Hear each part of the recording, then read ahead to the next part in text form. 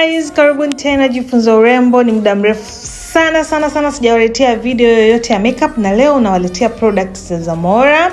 Kwanza kabisa, hiyo ni makeup primer. Ni makeup primer ambayo inazuia jasho, kusweat, makeup yako haitoki. So utaanza nayo kuiblend namna hiyo.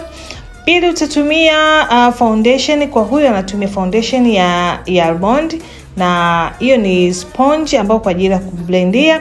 Ukiingia Zamora brands utapata kila kitu unachokihitaji kuhusu hapo. Ni foundation ambazo ni full coverage, inaziba dark spots zote, chunusi, kila kitu, na kufanya uwe smooth kabisa. Kwa hiyo leo nitazungumzia product kwanza, kisha natumia concealer. Concealer ni nyeupe kidogo kwa ajili ya kuhighlight. Unaiblend vizuri kwa kutumia super soft sponge. Alafu tutatumia hiyo powder, ni HD Matte, kwa kutumia brush ya powder nayo kutoka Zamora.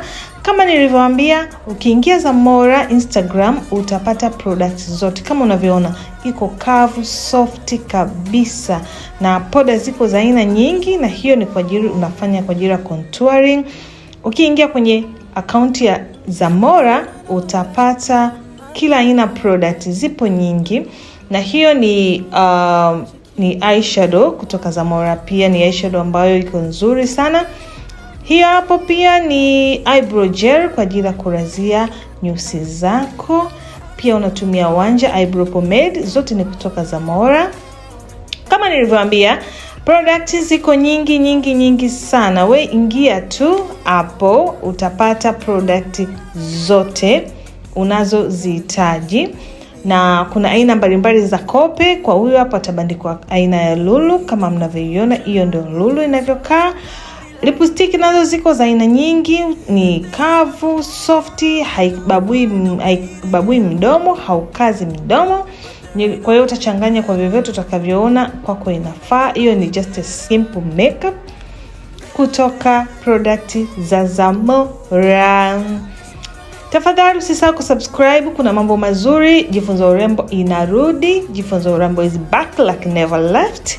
So kama mwanzo mpaka mwisho uangalia kuna vitu gani vizuri vinakuja.